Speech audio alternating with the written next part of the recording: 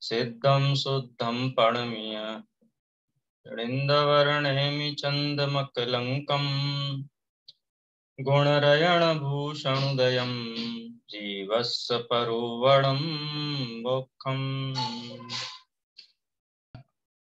पर्याप्ति अधिकार के अंतर्गत क्षुद्र भवों की चर्चा चल रही थी। एक श्वास में 8-10 बार जन्म्यो मर्यो भर्यो दुर्भार। तो क्षुद्र भव कौन सी अपर्याप्तक जीव के ही क्षुद्र भव होते हैं। निर्वर्त पर्याप्तक और पर्याप्तक जीवों के क्षुद्र भव नहीं होते हैं। कि किस गति किस इंद्रिय वाले जीवों में कितनी संख्या होती है उसकी चर्चा हमने पढ़ी थी, जिसमें 66,336 क्षुद्र भवों का जो विभाजन है वो विभाजन हमने देखा।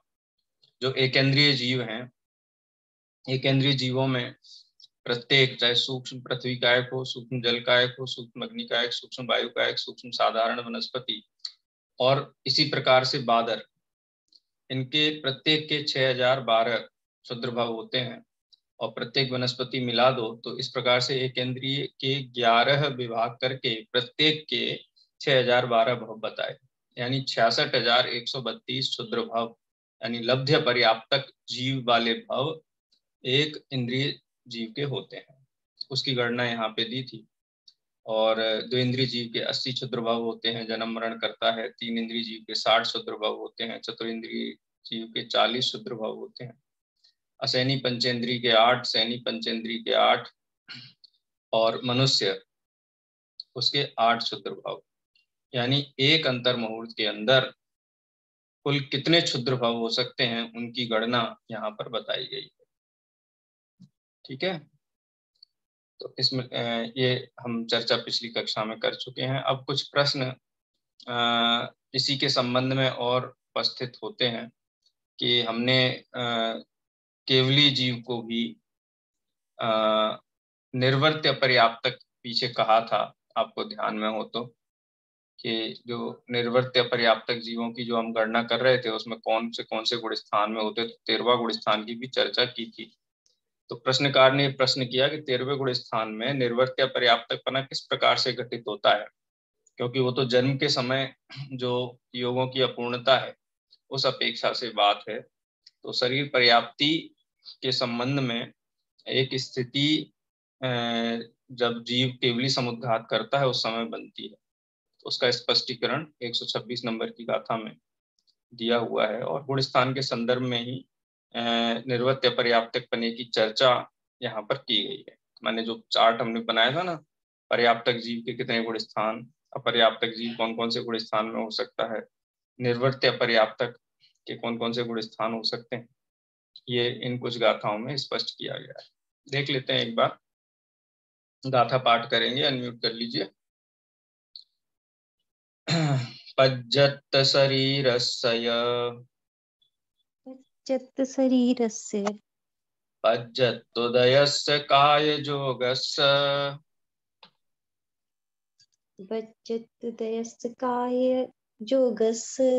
जोगिस्य अपुन्नतम्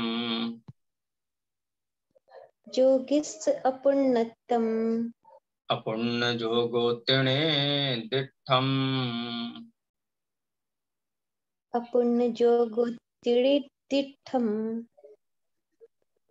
लद्धि अपुण्यम् इच्छे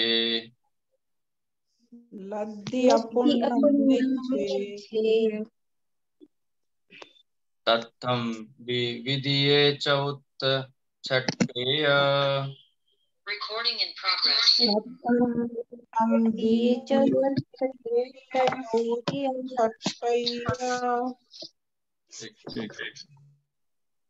निवृत्त्यपज्जति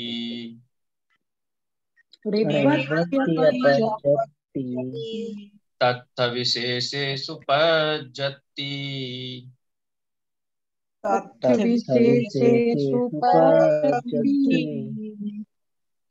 सबसे पहले तो 13वें गुण स्थान में निर्वर्त्य पर्याप्तकपना 126 गाथा में घटित किया है। पज्जत शरीरस्य पज्जत उदयस्य काय जोगस्य, यानी सहयोग केवली भगवान है, उनका पर्याप्ति पज्जत उदयस्य यानी पर्याप्ति नाम कर्म का उदय मौजूद है। और काय योग भी मौजूद है।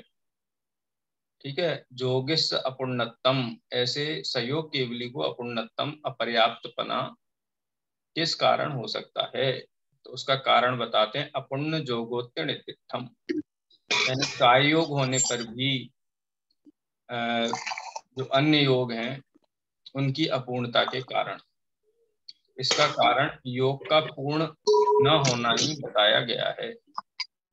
ये हम इसको किस प्रकार से विस्तार करें, तो पर्याप्तियों में जो शरीर है, शरीर पर्याप्ति है, शरीर पर्याप्ति की पूर्णता के पूर्व ही वह निर्वृत्य पर्याप्तकपना कहा जाता है। तो कहीं ना कहीं यहाँ पर देह पर्याप्ति यानी शरीर पर्याप्ति की अपेक्षा से ही कथन किया गया है। काय योग होते हुए भी काय पर्याप्ति माने शरीर पर्याप्ति की अपूर्णता है, इसीलिए निर्वृत्य पर्याप्तकपना कहा गया है। ठीक है, अब इसका जो विशेष स्पष्टीकरण है वो यहाँ पे नहीं दिया गया, इसलिए हम उस चर्चा पे नहीं जाएंगे। एक सामान्य पन्ने से ये बात आप अपने ज्ञान में बिठा लीजिए कि संयोग केवली अवस्था में जब समुद्घात होता है तो समुद्घात के काल में शरीर पर्याप्ति की अपूर्णता है। इस अपेक्षा से संयोग केवली को, यानी सभी संयोग केवली निर्वृत्य पर्याप्त नहीं है, इस प्रकार से भी हम इसको ग्रहण कर सकते हैं। समुद्घात के काल में ही उनमें निर्वृत्य पर्याप्तकपना घटित हो सकता है, इसीलिए 13वें गुण स्थान में निर्वृत्य पर्याप्तकपना कहा गया है। ठीक है, इसके बाद दूसरा स्पष्टीकरण ये था कि जो गुण स्थानों के ऊपर कथन नहीं आया था, इसलिए यहाँ ये कथन आया है, लब्ध्य अपूर्णतम मिच्छे, यानी लब्ध्य पर्याप्तक जीव हैं एकमात्र मिथ्यात्व गुण स्थान में ही होते हैं। क्यों मिथ्यात्व गुण स्थान में होते हैं? क्योंकि क्षुद्र भाव किसके होंगे? जिसके 66,366 जन्म मरण, 336 जन्म मरण हो रहे हो, वो जीव निश्चित रूप से मिथ्यात्व के प्रभाव में ही है। और जो क्षुद्र भाव हैं वो एकेंद्रीय के हैं, तो एकेंद्रीय में तो दूसरा तीसरा आदि गुण स्थान होते ही नहीं है, पहला ही होता है। 2 इंद्रिय में भी नहीं होते, 3 इंद्रिय में भी नहीं होते, 4 इंद्रिय में भी नहीं होते। और त्रियंच असैनी पंचेंद्रीय समूर्छन जीव भी सम्यक दृष्टि नहीं होते हैं। अब सैनी पंचेंद्रीय त्रियंच है, वो भी समूर्छन है लब्ध्य पर्याप्तक, क्योंकि गर्भज नहीं होते हैं, तो समूर्छन जन्म सम्यक दृष्टि को होता ही नहीं है। तो इस अपेक्षा से मिथ्या दृष्टि है। और समूर्छन मनुष्य भी क्षुद्र भाव वाले जीव हैं, उनके भी सम्यक तो घटित नहीं होता। इसलिए गुण स्थानों की अपेक्षा से लब्ध्य अपूर्णम मिच्छे, यानी अपर्याप्तक लब्ध्य पर्याप्तक जीव मिथ्यात्व गुण स्थान में ही होते हैं। तत्व विधिये चौथ छट्टेय, और जो तत्थवि माने उसको भी मिला लो तो निर्वर्त्य पर्याप्तक तत्थवि, यानी प्रथम, विधिये माने द्वितीय, चौथ माने चतुर्थ, छठे माने षष्ठम गुण स्थान में निर्वर्त्य पर्याप्तक जीवों की संज्ञा कही गई है। और ऊपर अपूर्ण जोगोत्तीय ये कह करके 13वां गुण स्थान भी शामिल कर लिया गया है, यानी पहला, दूसरा, चौथा और छठवा और 13वां, इन गुण स्थानों में निवृत्ति अपज्जति निर्वृत्य पर्याप्तक जीव होते हैं। क्या हम ये कहें कि निर्वृत्य पर्याप्तक अवस्था में ये गुण स्थान संभव है? पहला, दूसरा, चौथा, छठवा और 13वां। तत्थवि शेषेषु पज्जति, और तत्थवि और पहले से लेकर के शेष सभी गुण स्थान पज्जति माने पर्याप्तक जीवों में घटित होते हैं, यानी पहले गुण स्थान से लेकर के 14 गुण स्थान तक पर्याप्तक जीव में घटित होते हैं। इसके मेरे ख्याल से बहुत स्पष्टीकरण की आवश्यकता नहीं है, ये बात आपको ख्याल में आ गई होगी। पर्याप्तक जीव 14 गुण स्थान घटित होते हैं पर्याप्तक जीवों में। ठीक है, क्लियर है कि इसमें स्पष्टीकरण चाहिए? हेमलता जी, चींटी, हाथी जो भी हमें दिखाई देते सब पर्याप्तक जीव त्रियंश गति में उत्पन्न हुए, तो मिथ्या तो गुण स्थान हो गया ना। जी जी जी। ठीक है, चतुर्थ गुण स्थानवर्ती जीव भी पर्याप्तक होता है। यदि वो चतुर्थ गुण स्थान से गिर के तीसरे में आएगा तब भी पर्याप्तक है, दूसरे में आएगा तब भी पर्याप्तक है। तो पहला, दूसरा, तीसरा और चौथा ये चारों ही गुण स्थान पर्याप्तक में घटित हो गए। और ऊपर का अणुव्रत कौन ले सकता है? पर्याप्तक ले सकता है, लब्ध्य पर्याप्त, तो 5वां गुण स्थान भी घटित हो गया। छठा गुण स्थान मुनि महाराज हैं, वो भी पर्याप्तक हैं। 7वां 8वां 9वां 10वां 11वां 12वां 13वां 14, यानी 14 ही गुण स्थान पर्याप्तक अवस्था में घटित होते हैं। लब्ध पर्याप्तक अवस्था में एकमात्र मिथ्यात्व गुण स्थान घटित होता है, और निर्वर्त्य पर्याप्तक अवस्था में पहला, दूसरा, चौथा और छठवां और 13वां ये गुण स्थान घटित होते हैं। कैसे घटित होते हैं? तो निर्वर्त्य पर्याप्तक जीव तो मिथ्या दृष्टि होता है ना, पर्याप्तक हो सकता है तो उसके पहले तो वो निर्वर्त्य पर्याप्तक ही है। यदि पर्याप्तक अवस्था में पहला गुण स्थान घटित होता है तो निर्वर्त्य पर्याप्तक अवस्था में भी घटित हो सकता है। कोई जीव पर्याप्तक था, मरण के समय क्रोध आदि कसाय के कारण वो चतुर्थ गुण स्थान से गिर के सासादन में आया। सासादन गुण स्थान का काल अंतर मुहूर्त है, और मरण के बाद विग्रह गति का समय 4 समय है अधिकतम देखा जाए तो यानी कि वो चतुर्थ गुण स्थान से दूसरे गुण स्थान में मरण करके आया और अगला भाव धारण कर लिया, तब तक उसमें सासादन पना यानी द्वितीय गुण स्थान रहता है। इस अपेक्षा से जब तक शरीर पर्याप्ति नवीन जन्म में पूरी नहीं हुई है तब तक वो निर्वर्त्य पर्याप्तक है, और दूसरा गुण स्थान भी उसमें घटित हो जाता है। सम्यक्त्व का घात करने वाला जीव मरण को प्राप्त हो जाए तो निर्वर्त्य पर्याप्तक अवस्था में भी उसमें दूसरा गुण स्थान घटित हो सकता है। ठीक है। तीर्थंकर आदि के जीव हैं, वो स्वर्ग से चय करके आए माता के गर्भ में, तो गर्भ में आने के पहले समय से ही 6 पर्याप्तियों का ग्रहण प्रारंभ किया, और जब तक शरीर पर्याप्ति पूर्ण नहीं हुई है तब तक तो वो निर्वर्त्य पर्याप्तक ही है। इसलिए चौथे गुण स्थान में भी निर्वर्त्य पर्याप्तक मना घटित होता है। ठीक है। छठे गुण स्थान में आहारक शरीर की अपेक्षा से निर्वर्त्य पर्याप्तकपना घटित किया गया है, और 13वें गुण स्थान में समुद्घात के काल में योग की अपूर्णता की अपेक्षा से निर्वर्त्य पर्याप्तकपना घटित किया गया है। इसलिए पहला, दूसरा, चौथा, छठा और 13वां इनमें घटित हो जाते हैं। ठीक है। चलिए अब इस विषय में अपन आगे बढ़ते हैं।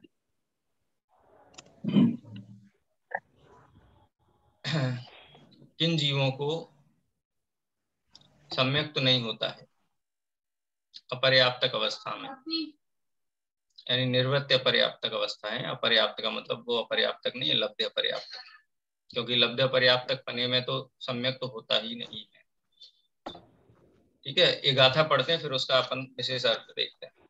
गाथा पाठ करेंगे सबसे पहले। हेठिम छप्पुड़वीडम हेटिम छप्पुड़वीडम जोई शिवण भवन सव्वैथीडम जोई शिवण भवन सव्वैथीडम उड़िदरेण हि सम्मो पुण्यदरेण हि सम्मो णशासनोणरया पुण्ये पुण्ये।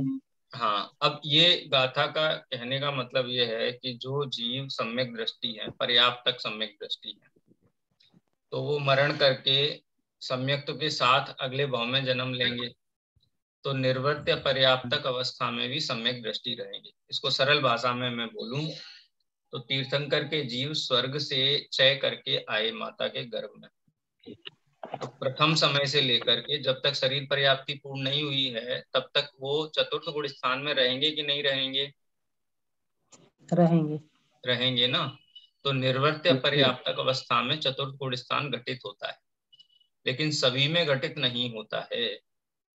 यानी सभी निर्वर्त्य पर्याप्तक गुण स्थान में, यानी कुछ गुण स्थान कुछ निर्वर्त्य पर्याप्तक भव ऐसे हैं जिनमें सम्यक्त्व की का अस्तित्व ही नहीं हो सकता है। किस किस में? तो द्वितीय आदि 6 नरक में। क्या सम्यक दृष्टि मरण करके दूसरे नरक में जा सकता है? तीसरे नरक में जा सकता है, चौथे नरक में जा सकता है, 5वें नरक में जा सकता है। तो हमने 6 डाला की तीसरी ढाल में छंद पढ़ा है ना। प्रथम नरक बिन सटभु ज्योतिष बान भवन संड नारी थावर विकलत त्रय पशु में नहीं उपजत समुचित नारी। तो जिन भवों में सम्यक दृष्टि जीव उत्पन्न नहीं होता है उन भवों में निर्वृत्य पर्याप्तक अवस्था में सम्यक तो घटित नहीं होगा। बात ख्याल में आई ममता जी? जी सर। जी भैया। ठीक है, क्योंकि दूसरे नरक में तो सम्यक दृष्टि जीव उत्पन्न होता ही नहीं है। जब उत्पन्न ही नहीं होगा तो निर्वृत्य पर्याप्तक पना में दूसरे नरक में कैसे घटित हो सकता है सम्यक दर्शन। ऐसे ही ज्योतिष जीव में उत्पन्न नहीं होता सम्यक दृष्टि, व्यंतर में उत्पन्न नहीं होता है, भवनवासी में उत्पन्न नहीं होता है, स्त्री पर्याय में उत्पन्न नहीं होता है। ठीक है, संपूर्ण स्त्रियों इनको अपर्याप्तक अवस्था में सम्यक तो नहीं होता है, और नारकियों के निर्वृत्य पर्याप्तक अवस्था में सासादन गुणस्थान नहीं होता है। अब ये एक विशेष बात है कि होता है। इस प्रकार से पर्याप्ति के संबंध में कुछ स्पष्टीकरण, कुछ कथन यहाँ पर प्रस्तुत किए गए हैं, गुणस्थान यहाँ घटित किए गए हैं। निर्वृत्य पर्याप्तक अवस्था दूसरे व चौथे गुणस्थान में कहाँ नहीं होती है? सातों नरकों में निर्वृत्य पर्याप्तक अवस्था में द्वितीय गुणस्थान नहीं होता है। ठीक है, शेष में हो सकता है। और चौथे गुण स्थान कहाँ कहाँ नहीं होता है निर्वृत्य पर्याप्तक अवस्था में? यानी कोई भी जीव प्रथम नरक को छोड़ करके दूसरे, तीसरे, चौथे, पांचवे में सम्यक तो सहित उत्पन्न नहीं होता है। इसमें सम्यक तो सहित पैदा नहीं होता है, व्यंतर में सम्यक सहित पैदा नहीं होता है, भवनवासी में सम्यक तो सहित पैदा नहीं होता है, स्त्री पर्याय में सम्यक सहित पैदा नहीं होता है, देवांगना, मनुष्यनी, त्रियंचिनी यानी सर्व स्त्री अवस्थाओं में भी ये चतुर्थ स्थानवर्ती जीव उत्पन्न नहीं होता है। इस प्रकार से यहाँ स्पष्टीकरण दिया गया है। चलिए, ये थोड़ा हम स्पीड में अब ले रहे हैं विषय, क्योंकि अभी 100 गाथाएं आपकी शेष हैं और थोड़ा विषय भी पढ़ा हुआ है, एकदम अपरिचित नहीं है, द्रव्य संग्रह आदि ग्रंथों में भी आता है, आपने पूर्व में देखा होगा। अब प्राण पर्याप्ति की चर्चा शुरू करते हैं। प्राण तो आपको पता ही है, निश्चय से जीव चेतना प्राण से जीता है, और व्यवहार नए से 10 प्राणों से जीता है, या 4 प्राणों से, 4 भी कहते हैं, तिक्काले चतुपाणा, इंद्रिय बलमाऊ आण पाणो, या व्यवहार इंद्रिय बलमाऊ आण पाणो, या उसके बाद क्या है? व्यवहारा सो जीवो निश्चय। ठीक है, तो 10 प्राण के बारे में, या 4 प्राण, संक्षेप में 4 प्राण कहते हैं। इंद्रिय प्राण, बल प्राण, स्वाक्षोच्छ्वास प्राण, इंद्रिय बल और आयु प्राण। ठीक है, 4 प्राण संक्षेप में। अब इनका विस्तार करो तो इंद्रिय के कितने भेद हो गए? 5, बल के 3, काय बल, मन बल, वचन बल, 1 स्वाक्षोच्छ्वास और 1 आयु, ऐसे 10 प्राण हो गए। ये व्यवहार नय से जीता है जीव, और चेतना प्राण से, निश्चय नय से जीव चेतना प्राण वाला है, क्योंकि चेतना प्राण सर्व अवस्थाओं में घटित होता है। एक इंद्रिय से लेकर के सिद्ध अवस्था तक चैतन्यपना घटित होता है, लेकिन 10 प्राण मात्र संसारी जीवों में ही घटित होते हैं। इसलिए व्यवहार नय से जीव 10 प्राण से जीता है, इस प्रकार से कहा जाता है। उसी का स्पष्टीकरण इन गाथाओं में है, गाथा पढ़ेंगे और उनका अर्थ देखेंगे। बाहिर पाणे हिम जहा, बाहिर पाणे तहेव अभ्यंतरे हिम पाणे हिम, तहेव अभ्यंतरे हिम पाणे हिम, पाणन्ति जेहिम जीवा, पाणन्ति जेहिम जीवा, पाणाते होन्तिणे दिट्ठा, पाणाते होन्तिणे दिट्ठा, पंचविंद्रिय पाणा, पंचविंद्रिय पाणा, मणवचिकायेषु तिण्णिबल पाणाय, मणवचिकायेषु तिण्णिबल पाणा, आणापाण पाणा, आणापाण पाणा, आउग पाणेन होन्ति 10 पाणा, आउग पाणेन होन्ति 10 पाणा, बाहिर पाणिहिम जदा तहेव अभ्यंतरेहिम पाणिहिम, यानी जैसे जीव बाहिर पाणिहिम यानी बाह्य प्राणों से जीता है, तहेव अंतर अभ्यंतरेहिम पाणिहिम, वैसे ही अभ्यंतर प्राणों से भी जीव जीता है। अब बाहिर प्राण कौन से हैं, अभ्यंतर प्राण कौन से हैं, तो उनकी चर्चा यहाँ पे संक्षेप में की गई है। पाणंती जेहिम जीवा पाणा ते होन्ते नितिष्ठा, यानी जिन अभ्यंतर और बाह्य प्राणों से जीव जीता है उन्हें प्राण कहा जाता है। पाणा ते होन्ते नितिष्ठा। अब बाहर के प्राण कौन से हैं, तो बाहर के प्राण 5 इंद्रियां हैं, मन वचन काय हैं, श्वासोच्छ्वास हैं, ये सारी दुनिया को दिखाई देते हैं, इसलिए बाहर प्राण है। और आयु कर्म कौन सा प्राण है, अभ्यंतर अंतरंग प्राण है, अंतरंग निमित्त है ना, इसलिए अभ्यंतर प्राण है। इंद्रियावरण कर्म है, अथवा आयु कर्म है, अथवा मन वचन काय से संबंधित जो नाम कर्म है, ये सब अभ्यंतर प्राण, यानी द्रव्य कर्म को अभ्यंतर प्राण कहा गया है और नो कर्म को बाह्य प्राण कहा गया है। ठीक है, इस प्रकार से प्राणों के संबंध में 2 कथन कहे गए हैं, और ये इन्हीं को प्राण कहा जाता है क्योंकि इन्हीं से संसारी जीव इसी एक भाव में रहता है। अब वो प्राणों का विशेष क्या है, भेद क्या है, वो 130 नंबर की गाथा में बताते हैं। पंचवी इंद्रिय प्राणा, इंद्रिय प्राण का कितने भेद हैं, 5 भेद हैं। 1 इंद्रिय, 2 इंद्रिय, 3 इंद्रिय, 4 इंद्रिय और 5 इंद्रिय। ठीक है, ये 5 हो गए। मन वचि कायेषु त्रीणि बल प्राणा, और बल प्राण के 3 भेद हैं, मन बल, वचन बल और काय बल। ठीक है, ये हो गए 5 और 3 8। 9वां नंबर का है आणा पाण पाणा, यानी श्वासोच्छ्वास। आण पाण माने आण ग्रहण करना और उच्छ्वास उसको छोड़ना, ये आण पाण प्राणा है, माने इसको श्वासोच्छ्वास शब्द के लिए इस शब्द का प्रयोग किया गया है। आउग पाणीण, और आयु प्राण मिलाकर के होन्ति 10 प्राणा, आयु प्राण को मिलाकर के कुल 10 प्राण होते हैं। ठीक है, प्राण किसे कहते हैं कि जिसके वियोग से मरण हो उसको प्राण कहते हैं, उसके भेद किए गए हैं।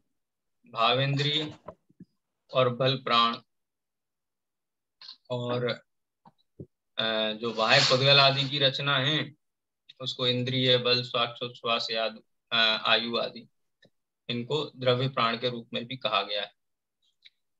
ठीक है, अब बहिरंग प्राण की तो चर्चा हमने कर दी, वहां पर द्रव्य प्राण की चर्चा कर दी। अब अंतरंग जो प्राण है, अभ्यंतर प्राण है, उसकी चर्चा 131 और 132 नंबर की गाथा में करते हैं। ठीक है, गाथा पढ़ेंगे। वीर्य जुद मदिख ऊब समुत्था, वीर्ये जदु मदिखौ बसमुत्था, णो इंद्रिये दिये सुबला, णो इंद्रियेषु बला, देहोदये कायाणा, देहुदये कायाणा, बची बला आउ आउदये, बला आउदये, इंद्रिय काया उणिय, इंद्रिय काया उणिय, पुण्या पुण्येषु पुण्यगे आणा, पुण्या पुण्येषु पुण्यगे आणा, वीन्द्रियादि पुण्ये, वीन्द्रियादि पुण्ये, वचीमणो सन्नि पुण्येन, पचमणो सन्नि पुण्येव।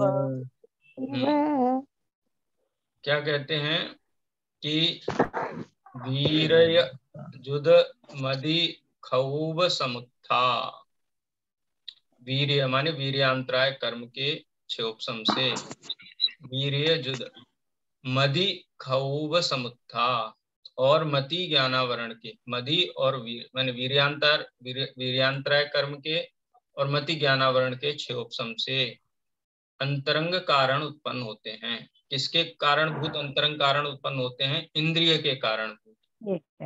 इंद्रिय माने इंद्रियों का कार्य क्या है? ध्यान में निमित्त होती हैं, स्पर्श, रसना, घ्राण, चक्षु और कर्ण।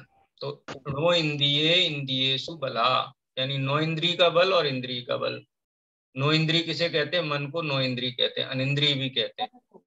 तो मन बल और 5 इंद्रियों संबंधी जो प्राण है उसमें अंतरंग निमित्त क्या है?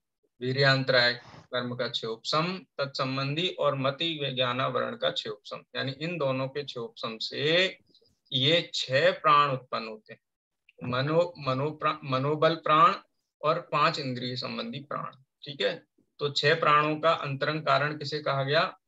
वीर्यांतराय का क्षयोपशम और मति ज्ञानावरण का क्षयोपशम।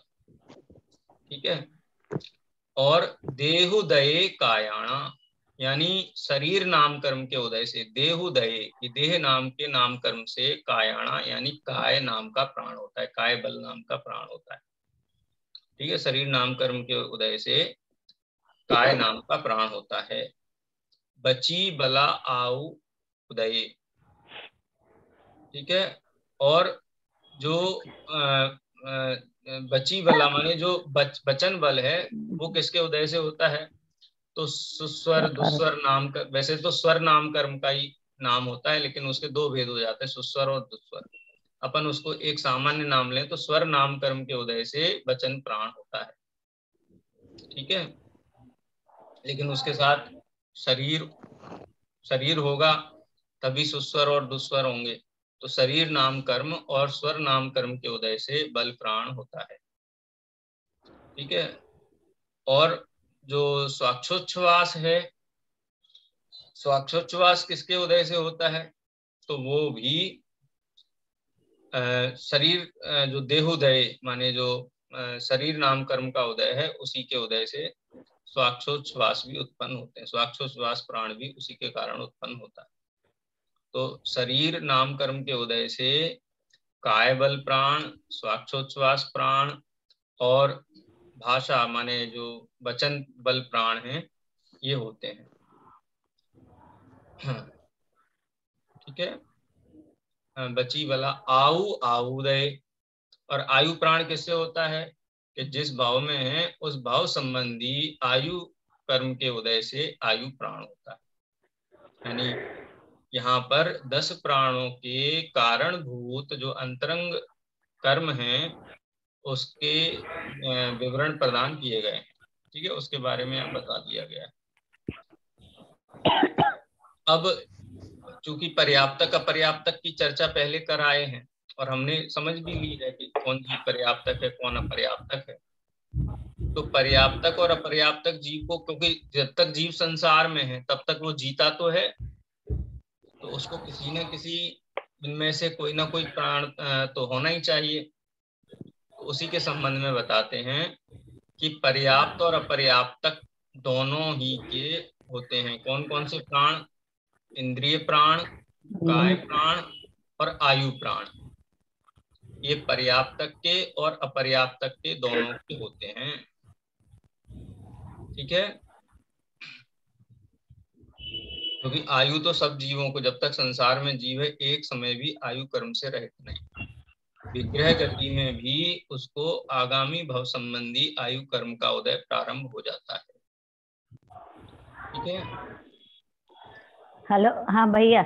हाँ, ये अपर्याप्त में इंद्रियां कैसे हुई? इंद्रियां तो बंद हो ही नहीं पाती हैं।